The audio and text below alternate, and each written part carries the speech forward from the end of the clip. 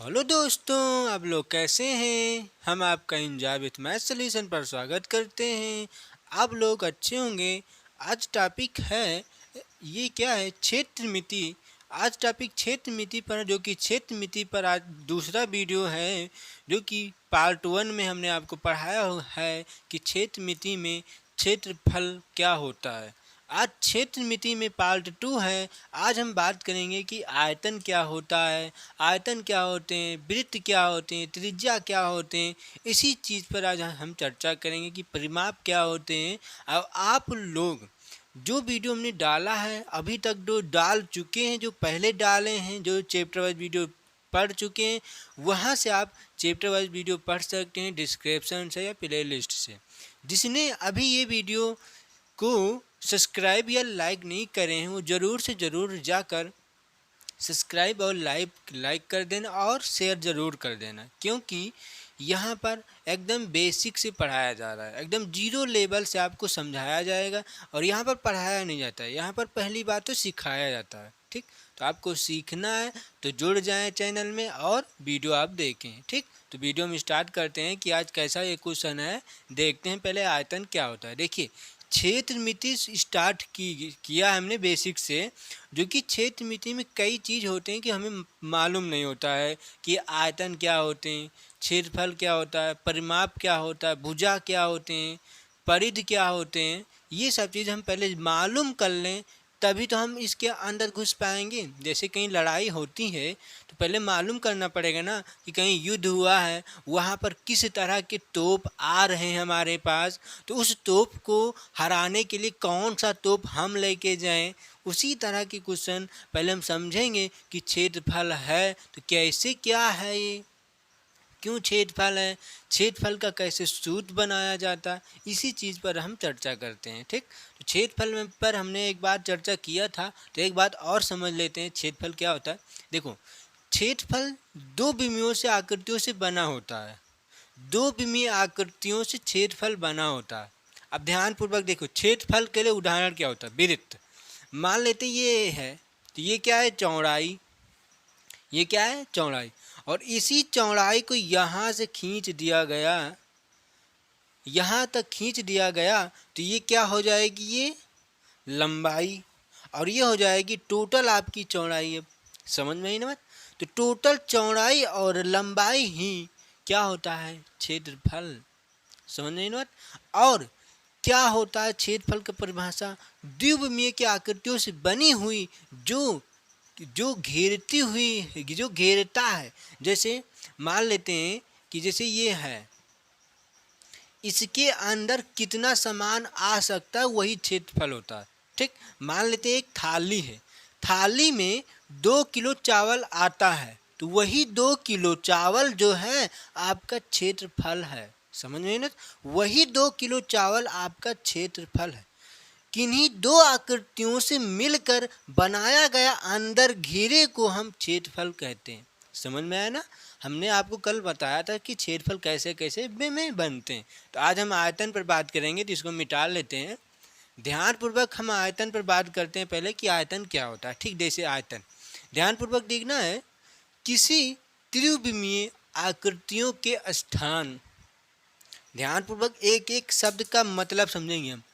किसी त्रिविमीय आकृतियों के स्थान की मात्रा की माप को आयतन कहते हैं। किसी त्रिविमीय आकृतियों की के स्थान की मात्रा की माप को आयतन कहते हैं। इसका मतलब समझ गए ना क्या है। ध्यानपूर्वक देखना है कि क्या कह रहा है, किसी त्रिविमीय आकृति, इसका मतलब क्या हो, 3 विमीय से बना हुआ आकृति होना चाहिए, 3 विमीय से। और 2 विमीयों से क्या बनते हैं, क्षेत्रफल होता है। और त्रिविमीय के आकृतियों से हम आयतन निकाल सकते हैं। समझ में ना बात, आयतन, और उसी में क्षेत्रफल भी हम निकाल सकते हैं। समझ में है ना। देखते हैं, जैसे क्या कह रहा है कि 3 विमीयों की आकृतियों से आयतन। जैसे मान लेते क्या चीज़, घन। ये आपका मान लेते हैं घन है। ठीक, आप बताएं, इसमें तीन विमीय है कि नहीं है? देखो नंबर 1 पर क्या है? लंबाई, ठीक। नंबर दूसरे पर क्या है? चौड़ाई। नंबर तीसरे पर क्या है? ऊंचाई। तो इसमें तीन विमीय है कि नहीं है? तो इसी तो आयतन निकाल सकते हैं हम। क्या आप वृत्त का आयतन कभी ज्ञात किए हैं? क्यों? क्योंकि वृत्त का आयतन नहीं होगा। क्यों? क्योंकि दो विमीयों की आकृतियों से बनी होती हैं, ठीक। अब एक बात और समझ लेते हैं। एक विमीय तथा दो विमीयों के आकृतियों से बनी हुई कोई भी वस्तु का आयतन शून्य होता है। क्या होता है? जीरो होता है। एक आकृति या एक विमीय आकृति का मतलब क्या हुआ? एक रेखा। इसका क्या आयतन निकाल सकते हैं? कुछ भी आयतन नहीं निकलेगा। अब कह रहा है कि दो विमीयों की आकृति से, चलो दो विमीयों की आकृति ये बना दिया। इसमें क्या है? लंबाई है और चौड़ाई है, बस ऊंचाई तो है नहीं है ना। तो ये दो विमीयों की आकृति है, इसका आयतन शून्य होता है और इसका भी आयतन शून्य होता है। बात समझ में आई ना? देखते हैं। वर्ग का आयतन शून्य होता है, आयत का आयतन शून्य होता है, वृत्त का आयतन शून्य होता है, ठीक। उसके बाद रेखा का आयतन शून्य होता है, ठीक। क्यों? क्योंकि एक विमीय से ये बना और दो विमीय से ये बनाया गया। एक विमीय से वस्तु तथा दो विमीय से वस्तु का आयतन शून्य होता है। इतना ध्यान में रखना, क्योंकि एग्जाम में क्वेश्चन ऐसा बन सकता है कि एक विमीय तथा दो विमीयों से क्या आयतन क्या होगा? शून्य रहेगा, एक रहेगा, कुछ इनफाइनाइट भी हो सकता दिया रहे और इनमें से कोई नहीं रहे। तो क्या रहेगा आपका? शून्य। क्यों? क्योंकि शून्य होता है। समझ में ना? क्योंकि अब पूछ सकता है, ऐसा भी क्वेश्चन दे सकता है कि आयत का आयतन कितना होता है? हो सकता है दिया हो भुजा गुणे ऊंचाई, भुजा गुणे ऊंचाई। ऐसे भी हो लंबाई गुणे चौड़ाई, लंबाई गुणे चौड़ाई। दूसरे में दिया गया हो एक्स का स्क्वायर, इसका मतलब भुजा का स्क्वायर दिया हो, और एक में शून्य दिया हो, दूसरे में इनमें से कोई नहीं। तो आपको क्या क्या सोचो? आधे तो बच्चे क्या करेंगे कि लंबाई गुणे चौड़ाई को ठोको, लंबाई गुणे चौड़ाई को ठोको। क्यों? वो समझ नहीं पा रहे हैं ना। तो लंबाई गुणे चौड़ाई को ठोक देंगे, वो क्षेत्रफल होता है, वो आयतन नहीं है। इसीलिए क्योंकि ये दो विमीयों की आकृतियों से बना हुआ है, समझ में ना? तो इसीलिए इसका आयतन नहीं होता है, ठीक। तो इसका आयतन क्या होगा? शून्य। तो आपका शून्य ऑप्शन सही हो जाएगा। इसीलिए एक एक चीज समझकर पढ़ें, ठीक। अब आपको समझ में आया होगा कि किसी त्रिविमीय आकृतियों के स्थान की मात्रा की माप को आयतन कहते हैं।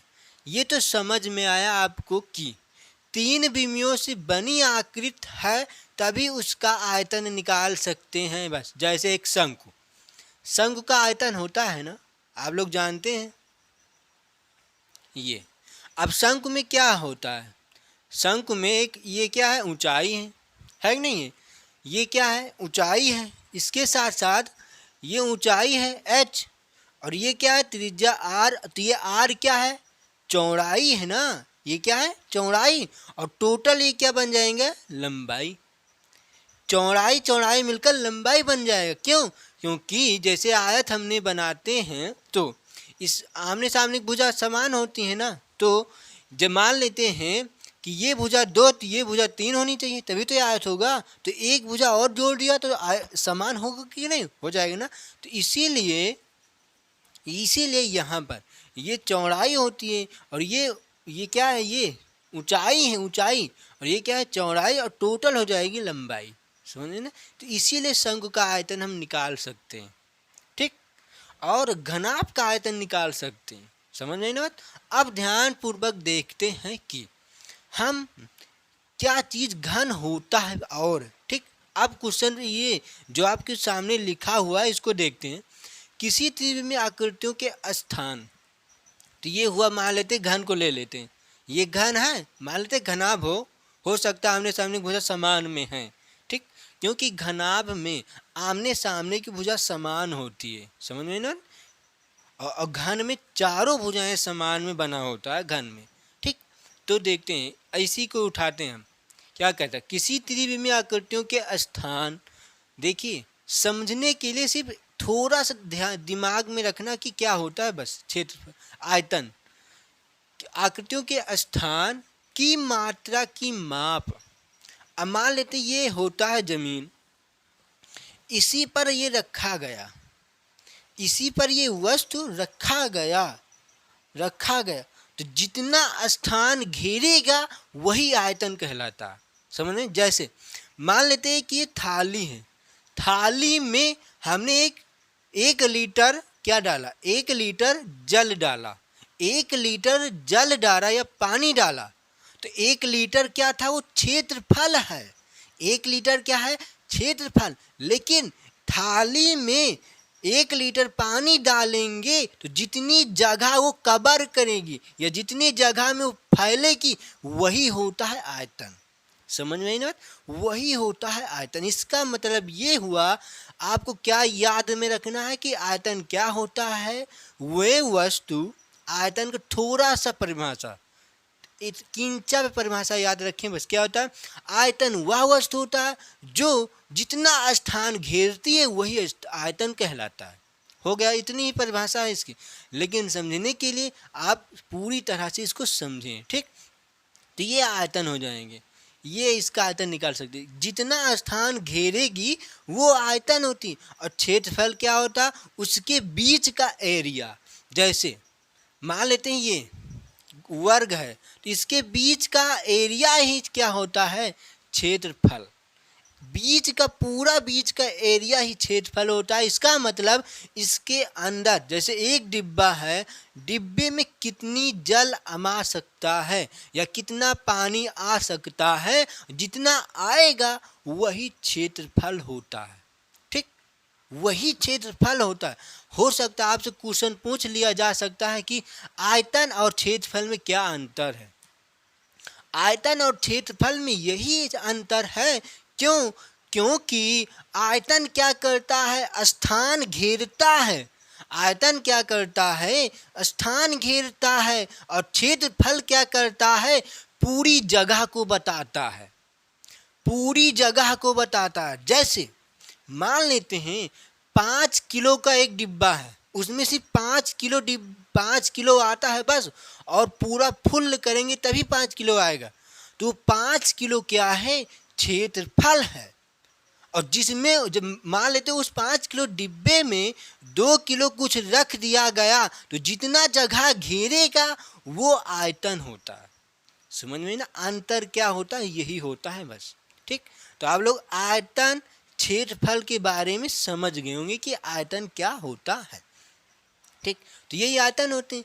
अब जैसे में इसका आयतन निकालना होता है तो हो सकता है ये क्या है, चौड़ाई है, ये लंबाई, ये ऊंचाई है। और जैसे बन सकते हैं किसका होता है, शंकु का आयतन, बेलन का आयतन, बहुत चीज में आयतन हो सकती है ना, जिसमें 3 बीमा होनी चाहिए बस। 3 बीमा या 3 रेखाओं से बनी हुई आकृति को हम क्या कहते हैं, उसी का आयतन निकाल सकते हैं। अन्यथा किसी चीज का आयतन फिर नहीं निकाल सकते, ठीक। तो आपके आयतन समझ में आया होगा कि आयतन क्या चीज होता है। अब हम बात करते हैं दूसरे पर कि और इसके आगे क्या चीज दिया गया है। अब देखते हैं कि हम परिमाप क्या होता है। अभी तक हमने क्या देखा था, क्षेत्रफल और आयतन। अब बात करते हैं कि हम परिमाप पर। परिमाप क्या होता है, ध्यानपूर्वक देखना। परिमाप को 2 शब्दों में बांटा गया है, परि तथा माप। परि तथा माप। परिमाप को 2 शब्दों में बांटा गया। परि क्या है, ये कितने शब्दों में, 2 शब्दों में, परि और तथा माप। परि तथा माप को 2 शब्दों में बांटा गया था। एक होता है परि का अर्थ जो चारों तरफ रहते हैं, तथा माप का अर्थ है मापना। परि का अर्थ है चारों तरफ जो रहता है, और माप का अर्थ है मापना। जो चारों तरफ रहता है उसको मापना ही परिमाप कहलाता है।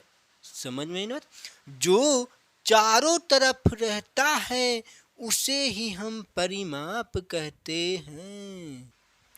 तो अब आप लोग पर ये क्या है परिमाप, परिमाप तो समझ गए होंगे कि इसका मतलब क्या हो रहा है, ठीक। परिमाप दो शब्दों में टूट गया था, एक परि और दूसरा माप। परि का माप परि का मतलब होता है चारों तरफ और माप का मतलब होता है मापना। इसका मतलब जो चारों तरफ होता है उसी को मापना ही परिमाप कहलाता है। ठीक, बीच में लाइट चली गई थी इसलिए थोड़ा दिक्कत थी, अब लाइट है, देखते हैं क्वेश्चन को हम।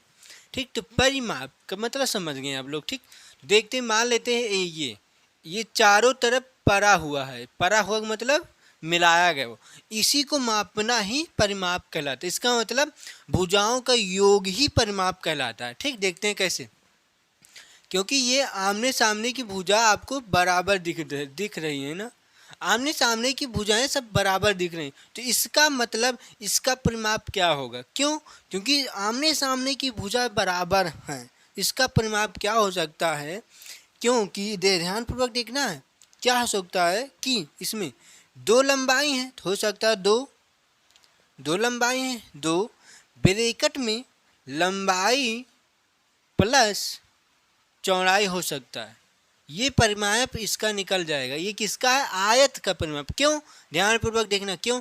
क्योंकि लंबाई 2 है प्लस चौड़ाई भी 2 है, हमने 2 कॉमन ले लिया तो लंबाई प्लस चौड़ाई ये बन गया सूत्र। सूत्र कहीं से बन के टपक के ऊपर से आता नहीं, सूत्र हमें यहीं से बनाना पड़ता है, तो ये हमने सूत्र बना दिया। तो इसी सूत्र को याद करना होता है, इसी सूत्र को बच्चे रटते हैं कि परिमाप क्या होता है, आयत का परिमाप क्या होता है, दो ब्रैकेट में क्या होता है, लंबाई धन चौड़ाई होता है, याद करते हैं उसको, रटते हैं। रटना नहीं है आपको, ठीक, समझना है, आप डायरेक्ट निकाल सकते हैं। ठीक, तो ये होता है इसका परिमाप। अब जैसे दे दिया जाए वर्ग, वर्ग वर्ग की चारों भुजाएं बराबर होती हैं ना, मान लेते ये वर्ग की चारों भुजाएं बराबर होती हैं, तो ये क्या हो जाता है, इसका वर्ग का परिमाप क्या होता है? 4 गुणे भुजा। क्यों? क्योंकि 4 है और भुजा है, हो गया। लो 4 गुणे भुजा कैसे? मान लेते हैं ये वाला x, ये भी x, ये भी x, ये भी, तो x धन x, तो कितने x? 4x, मिलाकर 4x, तो x क्या है? भुजा। इसी को लिख दिया जाता है क्या? 4 भुजा बराबर क्या है? वर्ग का परिमाप 4 गुणे भुजा। समझ में ना? देखिए, किसी चीज का सूत्र रटा नहीं जाता है, क्योंकि रटेंगे उसको भी आप 6 महीना या 1 साल बाद भूल जाएंगे। इसीलिए रटना नहीं है, ध्यानपूर्वक समझें कि कहाँ से निकाला जा सकता है। ठीक, समझ में आया ना? तो वो क्या होते हैं, इसी तरह का और हम परिमाप देखते हैं कि और क्या हो सकता है परिमाप में, ध्यानपूर्वक देखना है। जैसे परिमाप, तो ये क्या है? वृत्त। वृत्त है कि नहीं है? तो चारों तरफ क्या परी है? पड़ी है ना, कुछ न कुछ तो पड़ा है, तो क्या पड़ा, और इसी को मापना ही परिमाप कहलाता। और इसको क्या कहते हैं? परिध। इसे क्या कहते हैं? परिध। और इसका परिध का क्या होता है? 2πr। इसी को ही कहते हैं परिमाप। समझ में आई ना? इसी को कहते हैं परिमाप, या इसको कहते हैं परिमाप। यही आपका, इसमें भी एक यही परिमाप होता है। हम परिध को परिमाप कह सकते हैं। क्यों? क्योंकि परिध क्या होता है? 2πr। क्योंकि परिध कहाँ से होती है? यह जो बाहर बाहर परा होता है। समझ में आया ना क्वेश्चन? तो परिमाप आप कभी नहीं भूलेंगे कि परिमाप क्या होता है। समझ गए ना?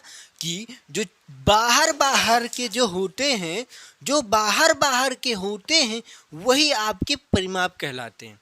जो बाहर बाहर होते हैं, इसके अंदर जो बाहर बाहर पड़े होते हैं, मान लेते हैं जैसे ये, मान लेते हैं एक बेलन का परिमाप निकालना है, तो आप कैसे निकालेंगे?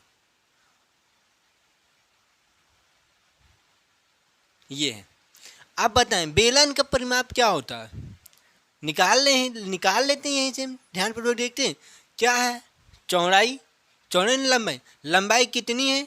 2l plus. ठीक, उसके बाद क्या है? चौड़ाई, चौड़ाई है ना, चौड़ाई कितनी है इसकी बताएं? चौड़ाई इसकी कितनी है? देखो, यही तो चौड़ाई है, ये चौड़ाई,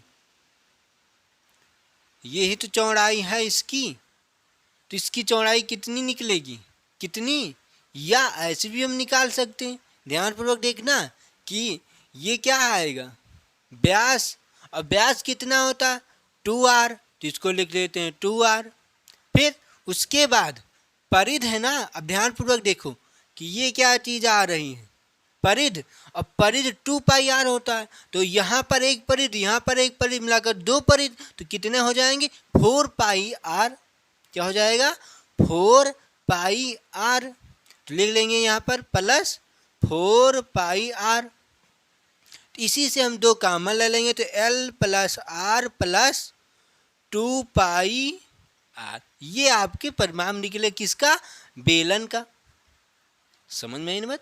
देखिए परिमाप का मतलब होता है भुजाओं का योग ही परिमाप कहलाता है। तो इसी में हम भुजाएं सबको जोड़ देना है बस, तो वही आपकी परिमाप कहलाएगी। ठीक, क्यों, क्योंकि एक परिधि यहाँ पर, एक परिधि यहाँ पर, और ये लंबाई और ये भी लंबाई, और उसके बाद ये जो बीच की चौड़ाई होती है ना, बीच में भी तो कोई न कुछ रहता है। तो मान लेते बीच की चौड़ाई कुछ दिया गया, नहीं दिया होता है तो बीच की चौड़ाई हम नहीं लेते हैं फिर। समझ रहे ना, तो आपका ये हो जाए कितना होगा 2 ब्रैकेट में l प्लस 2 पाई r, ये बनेगा। समझ में, जो दिया है उसी के साथ बता रहा हूँ मैं, जो नहीं दिया है उसके साथ नहीं रहेगा। ठीक, तो ये आपके परिमाप होते हैं। समझ में आया होगा क्वेश्चन। तो परिमाप का मतलब हो चुका है। अब हम बात करते हैं किस पर, भुजा पर या क्षेत्रफल हो ही गया, आयतन हो चुका है, परिमाप हो चुका है। अब बात करते हैं विकर्ण पर। अब बात करते हैं कि विकर्ण पर, विकर्ण क्या होता है, ध्यानपूर्वक देखना है। 2 कोणों के सम्मुख शीर्षों को मिलाने वाले एक सरल रेखाखंड को विकर्ण कहते हैं। क्या कह रहा है कि 2 कोणों के सम्मुख शीर्ष को मिलाने वाली रेखा को विकर्ण कहते हैं।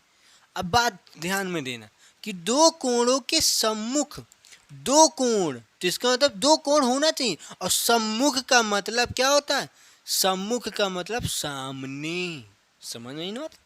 मान लेते एक कोण ये, सॉरी ये नहीं होता, ऐसे बने कोण बनता ना, ऐसे ये एक कोण ये बना, और इसी कोण के सम्मुख,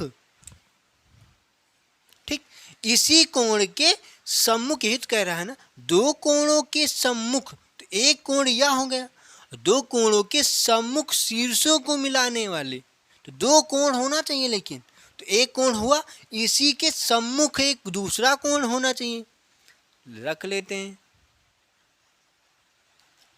ये दूसरा कोण हो जाएगा।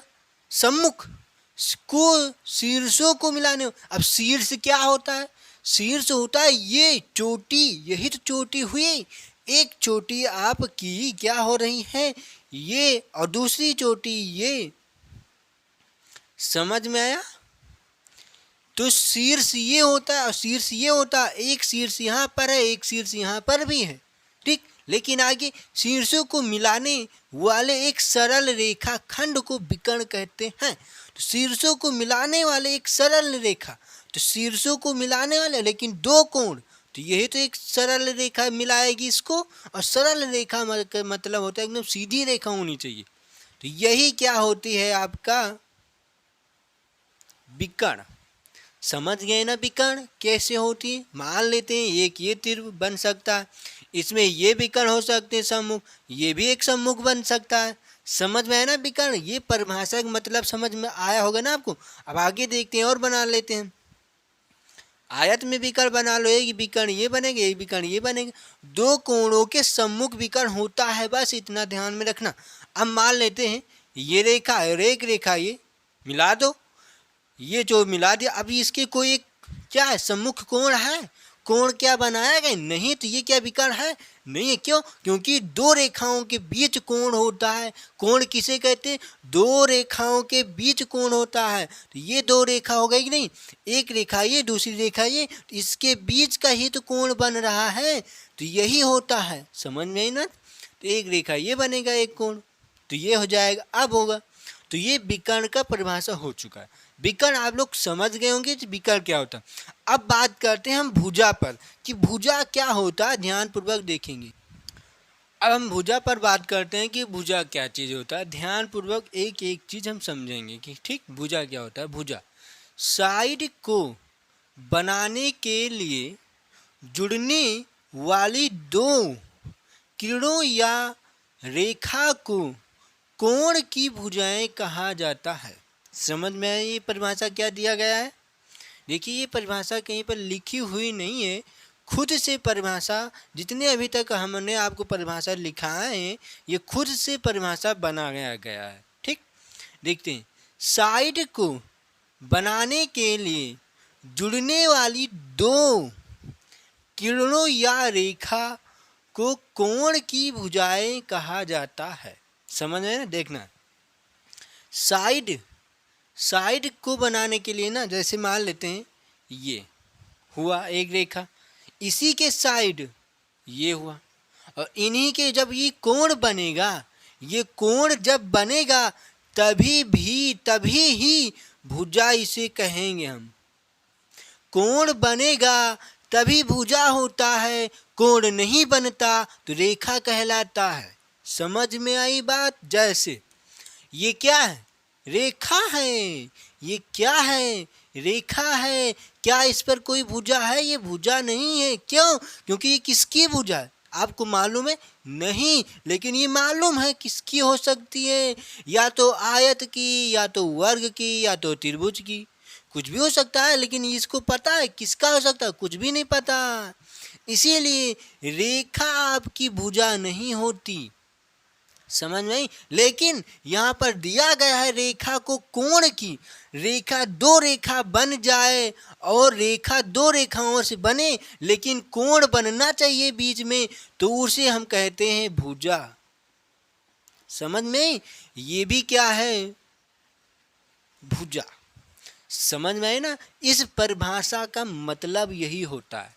ठीक, ये रेखा और ये भी एक रेखा और दोनों के बीच बन रहा है एक कोण, तो ये जब कोण बन जाएगा तो ये रेखा कहलाएंगी आपकी भुजा। अब रेखा नहीं है, ये भुजा कहलाएगी। समझ में आई ना बात। मान लेते हैं कि ऊपर और बन जाए, ये भी एक भुजा हो जाएगा, ये भी एक भुजा हो जाएगा। समझ में आया ना कि भुजा क्या होता है। समझ में? चाहे जिस चीज का हम बना लें भुजा, वही भुजा होता है। जैसे अब मान लेते हैं वृत्त बनाते हैं, वृत्त, तो वृत्त क्या ये भुजा है? नहीं है। क्यों? क्योंकि ये एक परिधि माना जाता है, और जब इसमें हम केंद्र रखेंगे तब ये भुजा बनेगा। क्यों?